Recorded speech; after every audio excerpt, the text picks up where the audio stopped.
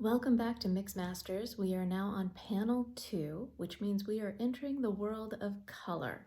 So we're going to start out a little bit slow, and we're going to start by working with mixing colors. And you'll see at the top of panel 2, you've got a bunch of swatches of color that came from a hardware store, and we're going to start all the way on the left. It doesn't really matter what color you have or what order your colors are in. For those of you who built out your panels with me, I have them in this order, and I'm going to be starting on the top left color, which is kind of a green color. It is a green color, but I'm looking a little bit deeper at what might go into that green color. And I'm going to start one by one, and what we're going to do is we're going to break down the individual color with the colors that mix it to create that color. So it'll be a little road map so you can understand what's happening. There's a lot of aspects to mixing color. It's not as simple as blue and yellow make green, although that is the most basic way to start mixing color, is to understand what colors make that color, or is it a root color that needs to just be fiddled with. Then you want to look at the value of the color. Is it a light color? Is it a dark color?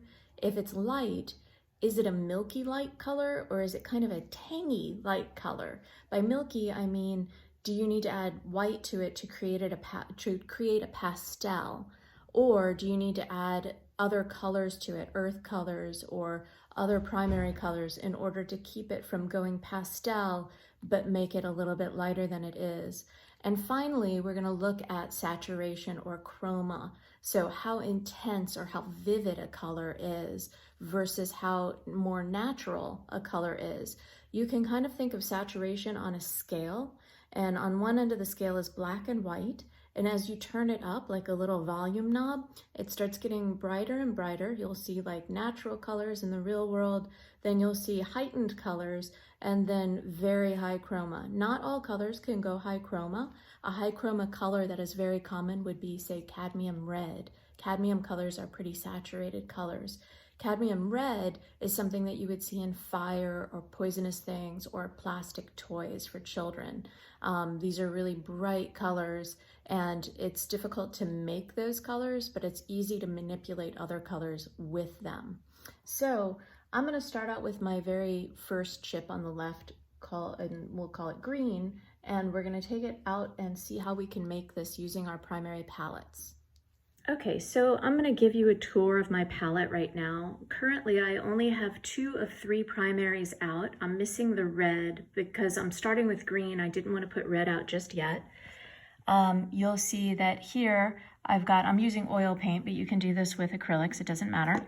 I've got cobalt chromite blue, which is essentially cerulean blue. So that cerulean blue is going to be my warm blue. And how do I know the difference? This one looks a little bit warmer than this one, which looks kind of like the depths of the ocean. If I were to smear this down, let's pull it down. In comparison, this looks kind of like deep sea. Sorry, while I clean off my palette. And then this one, by comparison, looks a little bit warmer. So I know that between the two, this is the warmer blue, this is the cooler blue. This blue looks very kind of grainy and gross. And what I'm going to do is I'm going to take a little bit of my medium, which is over here. I keep a little bit of medium on my palette, and I'm just going to put ever so slight, just a small dash of this medium in there to get this moving and wake it up again. I believe in this paint. I don't think it is ready to be thrown out. I think it can do it. It just needs a little bit of help from some medium. And there it is. And by the way, if you're adding medium to your paint, use it very sparingly, because you don't want to make a slow drying paint. You just need to revive it to get it back to working condition. And I think that is now back to working condition. So now I'm going to tour you on, this is my yellows. These are my yellows. I put the warms on both sides. Warms are always on left, and that just helps me remember. This is a warm yellow. It is the chrome yellow medium.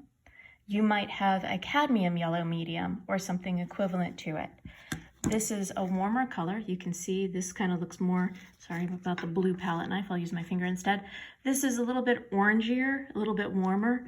This one is chrome yellow primrose. You might have CP primrose. And this is a cooler yellow in comparison to this.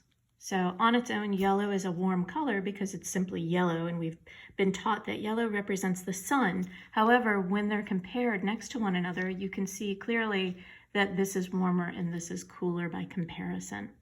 Okay, this is what I've got going on over on this side. In case I need to lower the chroma of a color, one option I have is to use a mid-tone gray. Now, we got this mid-tone gray in our last class with the value cubes by mixing ultramarine blue and burnt umber, and then mixing it down on a white scale, so white to black, which gave me a mid-tone gray. And I believe this is value 6 of our previous scale. I just kept it. I kept my black, my chromatic black, which is ultramarine blue and burnt umber. Those two are there just in case I need them. I doubt I will. And then these are the earth colors that I asked you to have.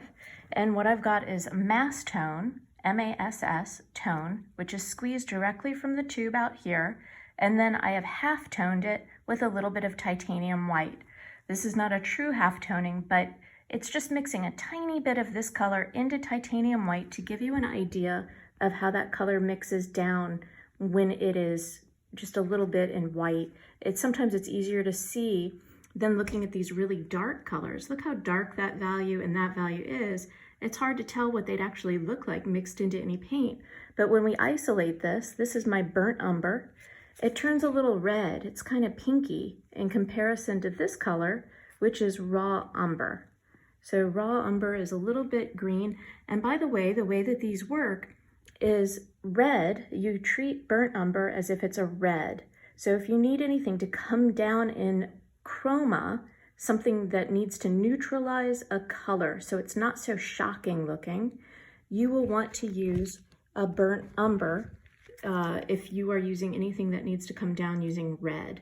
Now keep in mind, red is the complement of green, so if you use red, otherwise burnt umber in this case, with anything green, it's going to start creating more of a brown color, helping to neutralize it toward brown. Raw umber, so this is my burnt umber, by the way. Okay, and then this is my raw umber. Raw umber is associated with greens and yellows, and it's a really excellent color to help tame green and yellows. I wouldn't necessarily use these half-toned ones in what we're getting ready to do because I think that they'll make my color very milky or pastel-like. I simply have this as a reference guide so that I know what color this leans to. And this color leans a little bit toward green or a little bit toward yellow in comparison to this one, the burnt umber, which leans more toward red.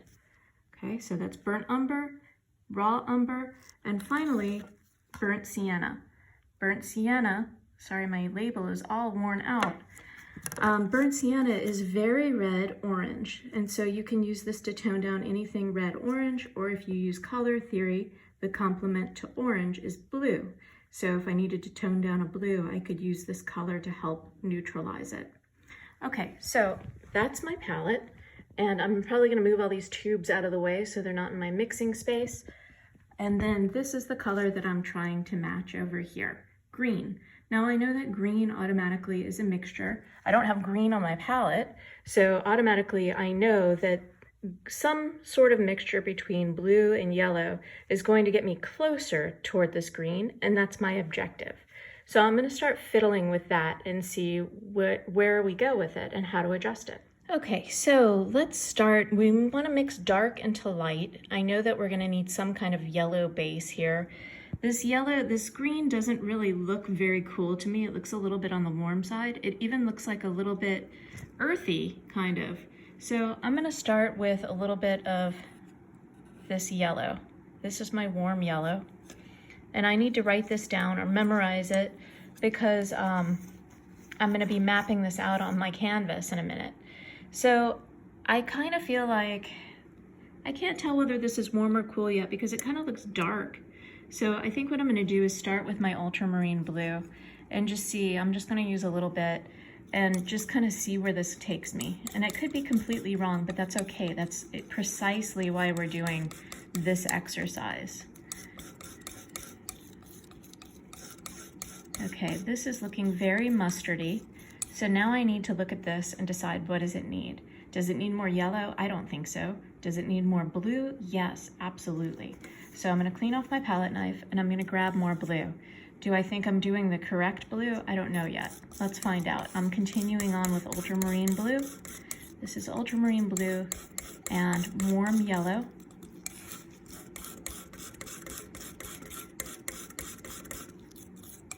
Okay, I'm kind of in the world, but it looks a little bit dark to me. So now I'm looking at value. So it looks like it's in a similar world. It still is very mustardy, meaning it looks kind of warm. So therefore, I think I'm gonna make a companion mixture, meaning just another mixture, but instead of using a warm yellow, let's start with a cool yellow. So this is coming from my primrose yellow, and I'm gonna work with my ultramarine blue again. I think this blue is probably pretty good to work with. I don't want to take too much of it. Okay, let's see what a cool mixture looks like.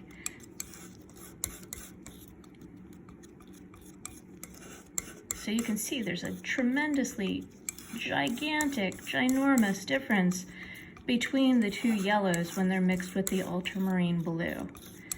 Okay, so that is still too light in value. It also looks too yellow to me. It looks like it has a lot of yellow in comparison to that, which has a lot of blue. So I'm gonna grab more blue, I'm grabbing some more of this ultramarine blue, and I'm gonna add it in here. And hopefully this will not only darken the value, but also get me a little bit closer to where I wanna go with that green.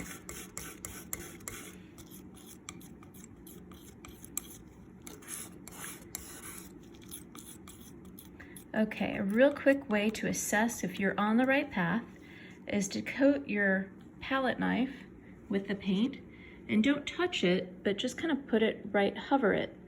And if it looks like it's disappearing, that looks pretty close. Strangely, I think this is a little bit tangy and needs a little bit of white. White is one thing I don't have on my palette right now.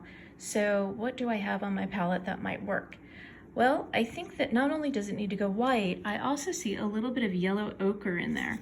And it just kind of looks a little bit earthy to me, whereas this looks a little bit bright and tangy, kind of cartoony to me. So maybe I can kind of kill two birds with one stone. I'm gonna go up, let me clean off my palette so I don't mess up my paint. And I am gonna grab a little bit of this halftone yellow. So this is yellow ochre. This is yellow ochre mixed with titanium white. And I'm gonna bring this in to this mixture.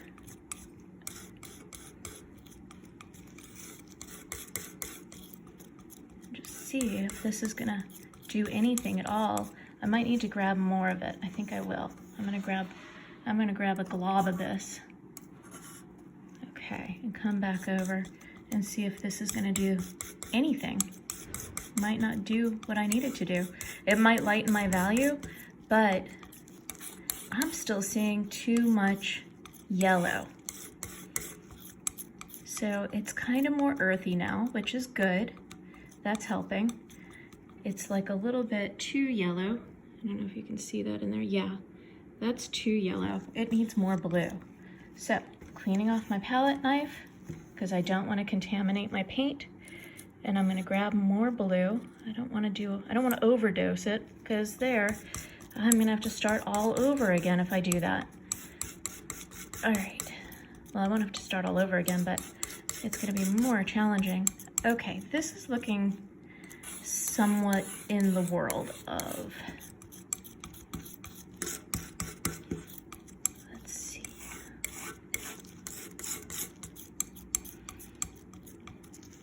Let's see how that looks. Tilt this down. That's looking pretty good. It's still a little yellow. I'm gonna clean off my knife and grab more blue. Grab more blue. All right, uh-oh, I might have done it. I might have overdone it. Let's see.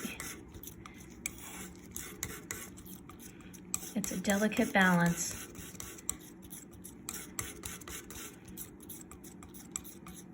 Oh, it's looking pretty close. I think it's looking pretty close. Okay, let's see. I'm gonna fill the back of my knife. I'm gonna come over and take a look at it. Get it in the right light there. It looks a little bit, I'm gonna just put a little chip down. It looks a little bit dark now. So I'm gonna just go ahead and add a little bit of pure straight up white. I've added a little bit of blob of white on my palette. I definitely wanna clean my knife. Here is my white here, see? And I'm gonna grab just a tiny bit. I don't wanna do it too much. Maybe a little bit more. Okay, let's see what this does. I might totally mess it up.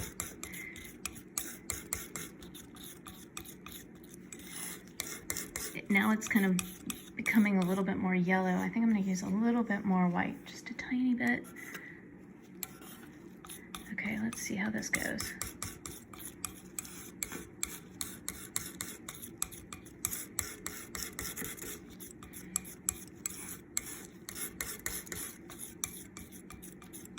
Okay, I think this looks pretty close. I'm gonna just kind of look at it over here and put a little swatch there. Ooh, that looks pretty good.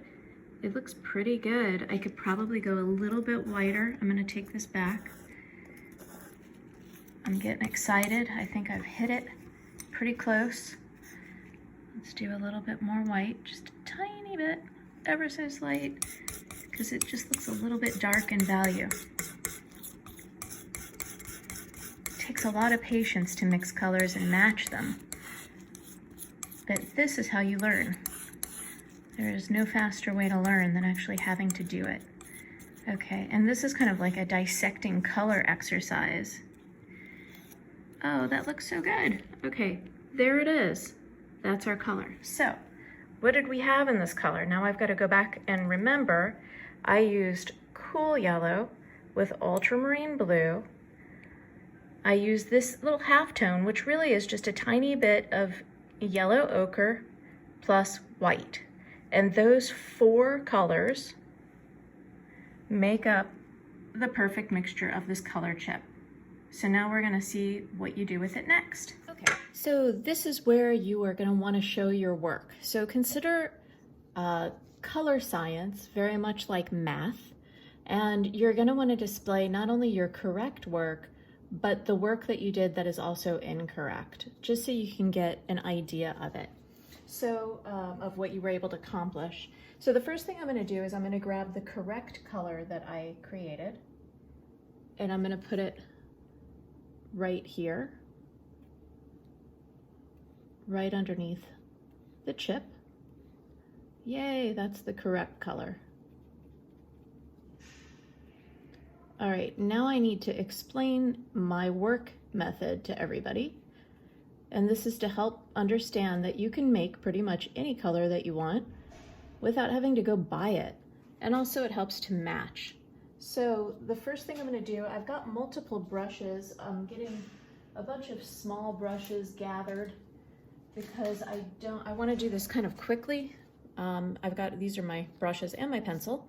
So I've got small brushes just so that I can put down the correct colors underneath it to explain without muddying the colors. So the first thing I'm gonna do is I'm gonna put a little blob of, these are the colors that made this. So this is my cold yellow, my cool yellow, and I'm gonna leave room to write underneath this. Okay, so that's my cool yellow.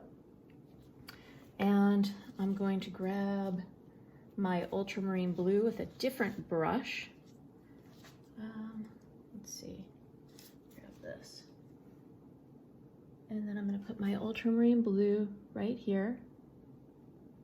Okay.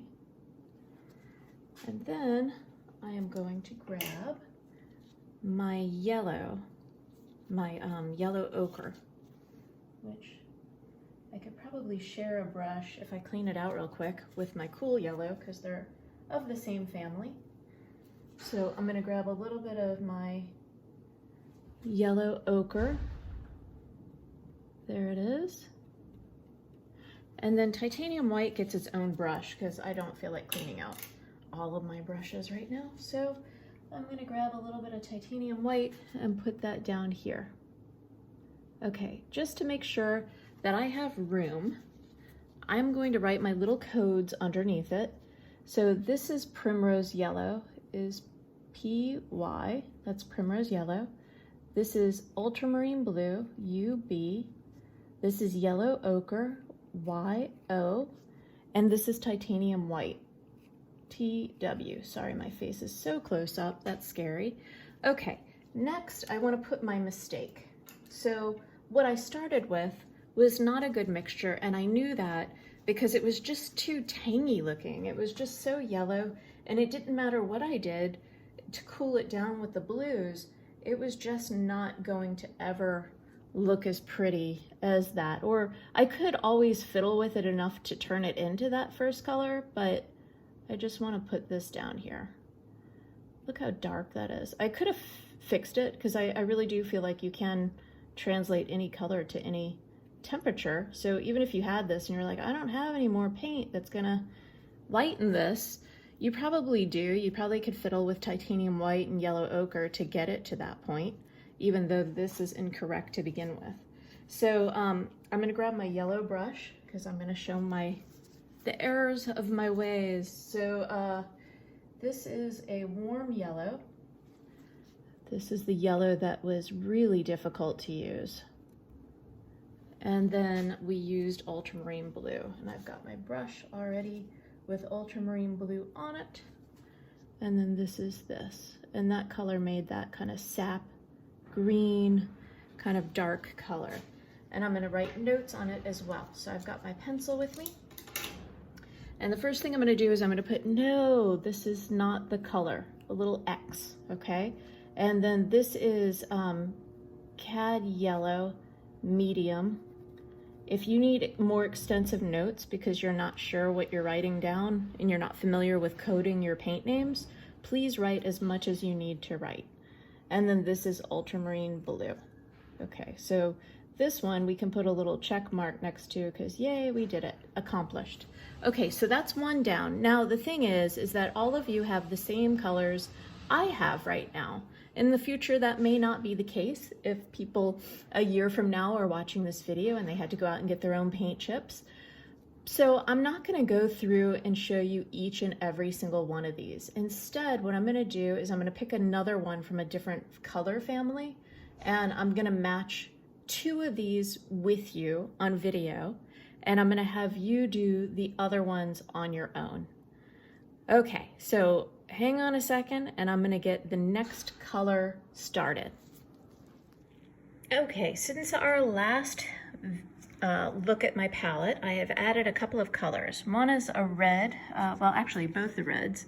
So this, I'm gonna spread out a little bit so you can see how fiery and bright and warm that is in comparison to alizarin crimson, which is very kind of purpley and cool.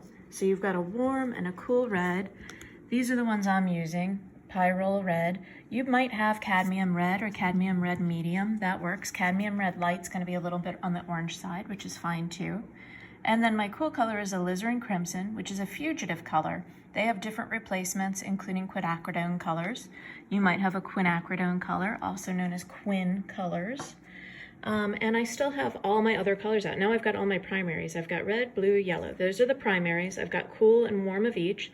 The warm is always laid out on the left side, just so you can see it. If you see this red, this blue, this yellow, those are the primaries of warm colors. And then on this side, red, blue, yellow, those are the cool versions of the primaries. Over here, I still have my mid-tone gray, my chromatic black, which I haven't had to dig into yet. I've got a little tiny bit of titanium white, yellow ochre, burnt umber, raw umber, burnt sienna. So this is your entire palette right here. And you should be able to mix all of these with this color.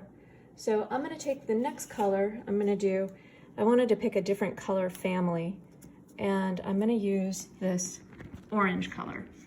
And straight away, the first thing I do is I look over here and it's like, oh wow, that's already almost in that world, isn't it? So even without touching my primaries, my burnt sienna, let's take a look at this. is very similar in kind of the world of, especially if I'm looking at its lighter version. Look at that light version. I've got it kind of mixed because I've got a little bit on my palette knife. But yeah, that's kind of already in that world. So let's see what we can dig into. Usually orange is a mixture of yellow and red. Yellow and red make orange. We've known that for a long time. That should not come as a surprise. What might come as a surprise is I think I'm going to start with my earth colors. So in this world over here, I think I mentioned earlier the colors that these kind of represent. I'm also going to give you one more. So if burnt sienna represents kind of orange and red, raw umber kind of represents green and yellow, burnt umber kind of represents red, yellow ochre obviously represents yellow, we call it chromatic black, which is a combination of ultramarine blue and burnt umber, that has blue in it, so it automatically represents blue. So if you work with these colors into their companions, it should help you to lower chroma and get more accurate results. And again, chroma is referring to saturation levels. So I want to work dark colors into light colors. So I'm going to start with this yellow ochre. I don't know why, this just kind of looks like a good color, a root color. The yellows up here just look too bright. If I bring this color up, this color chip, hold on a second, I'm going to grab it, tape down with gloves. If I bring it up here, these just look really bright in comparison, so there might be a faster way to get to this color. And I'm going to work with my earth colors. I love earth colors. I think they're the most important colors on our palette. So I'm going to start with yellow ochre, and I could be terribly wrong about this.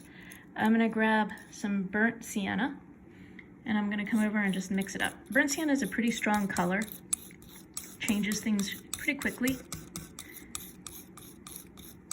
And again, I might end up having to go back to my yellow, but I'm not going to sweat it. That's why we're doing this, is to learn about mixing. Okay, I am going to go back and grab some more of this burnt sienna color. As strong as it is, it still doesn't really look matching yet. Okay, so let's see what happens if I lighten this up with a halftone, meaning, or not halftone it, let's just lighten it up a little bit with titanium white. I'm just going to grab a little bit of titanium white there and throw it in this mixture. Let's see if we're getting anywhere close.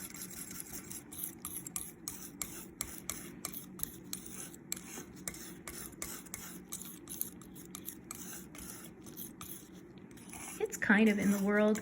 It looks like it needs a little nudge from something. It might need a little nudge from a cool color because this looks a little bit sunnier than this. So I'm gonna guess, I'm just gonna wing it. I'm gonna say, okay, well, if this looks too sunny and I still need to get it to orange, this looks like a yellow, I need to add a red.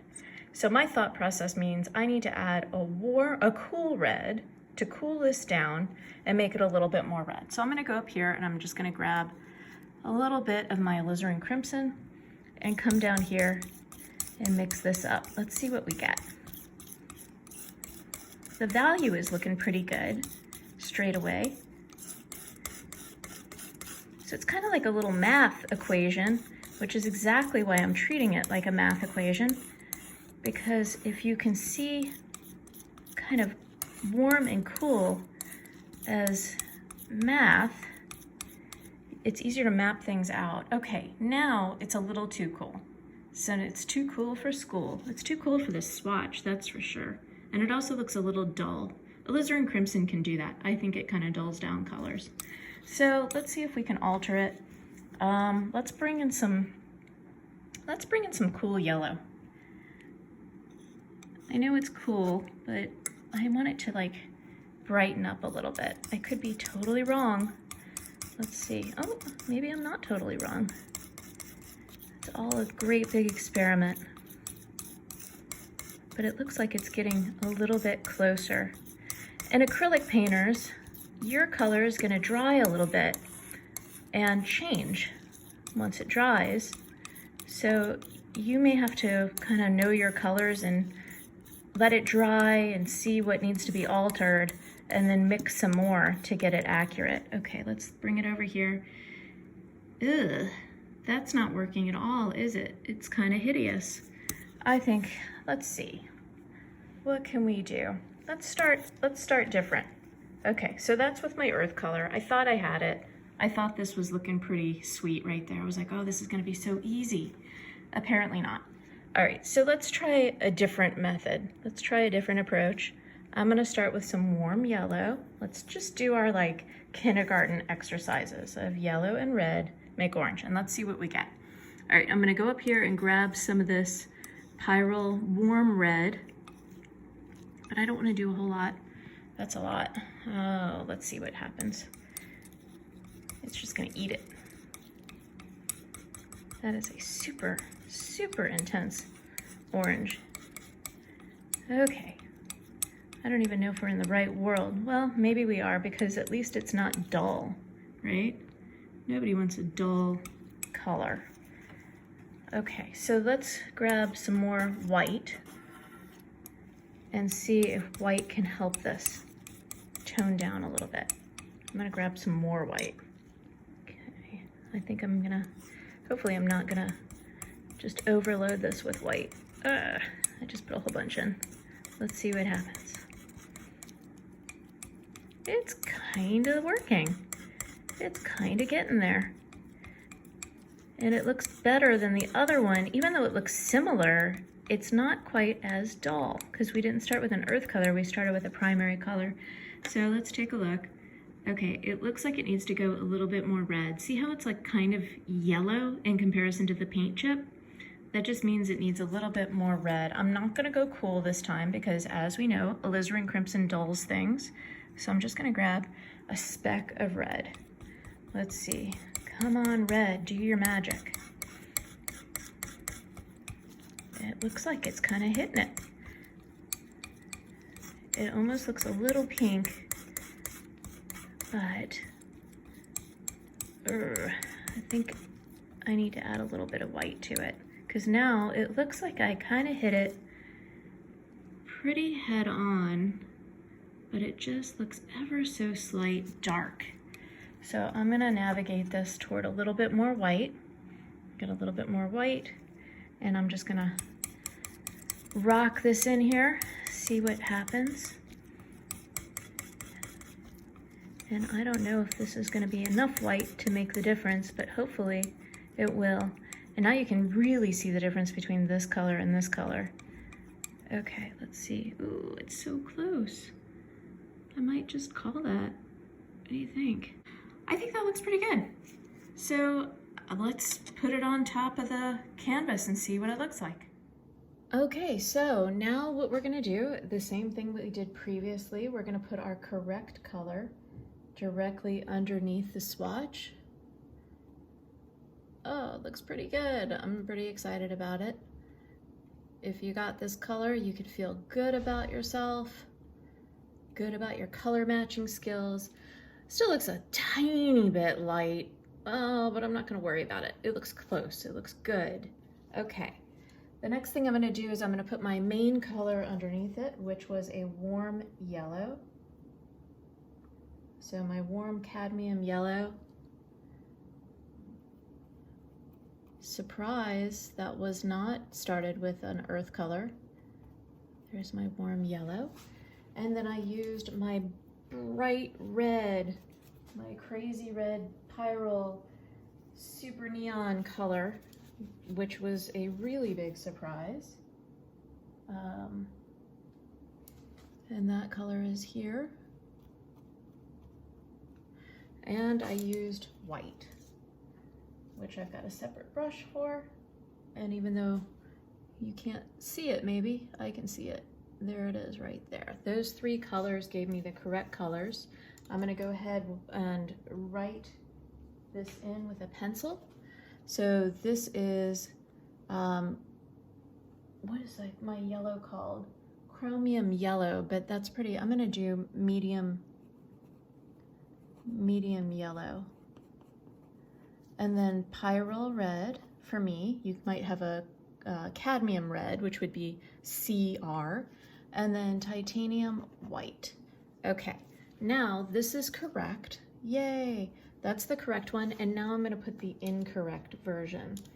And we'll see how we made the incorrect version. So not all of you are gonna have an incorrect version. Some of you are gonna be incredibly awesome and get it on the first go, and you won't have this other math to show. But look at that, ooh, look at that. It kind of looks like that. So close. So if you take my incorrect version, and I'm gonna guess, add a little bit of yellow ochre, you might get this next chip. But I'm not saying that. Maybe it's yellow, I don't know. But it's pretty close, surprisingly close. Okay, so how did I get this monstrosity of a color on this side? I think I added, I started with yellow ochre,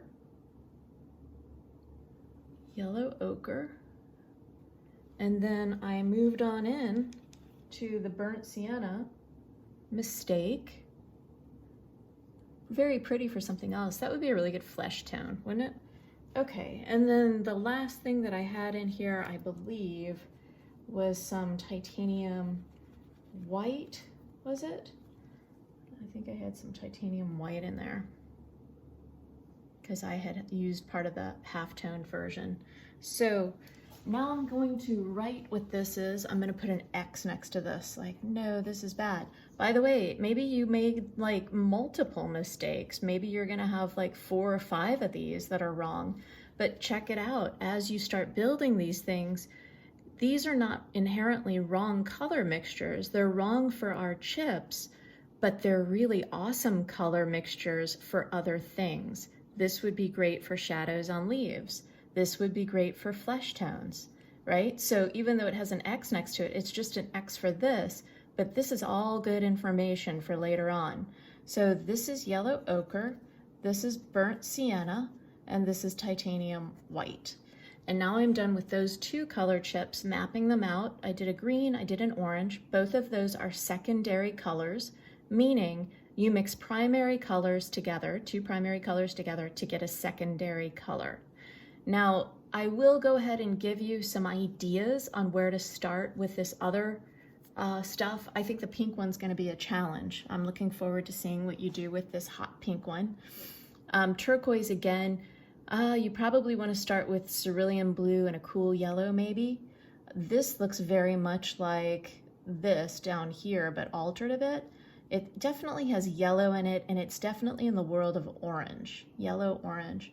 This kind of sage green or light green, you might have something similar to it, is kind of like a green with a lot of white in it, and it looks like a kind of a cool yellow, maybe with an ultramarine blue. That's kind of where I'd start with it. And then this yellow over here looks like a warm yellow with some white, and it might need to be taken down a notch with a little bit of yellow ochre. I'm not quite sure, and I'm not guaranteeing results for any of those. I just want you to fiddle around with it and see what you get. And meanwhile, as you get things incorrect, you are creating these beautiful little color palettes that you can use later on. Okay, so that is color mixing on our panel number 2, the first rectangle in panel number 2. And I'll be back shortly for the next exercise, which will be your half toning, mass tone and half tone. This one up here is called color swatches, color match, and that's what you're doing. You're color matching and showing your work so that everyone can see what you did, how you got to your conclusion color, and all of the really cool palettes that you made along the way.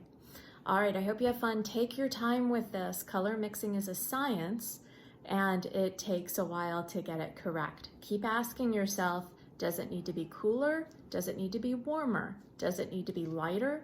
Does it need to be darker? Okay, sometimes it is not at all what we expected to get a really accurate result. All right, thanks so much for joining me. See you next time.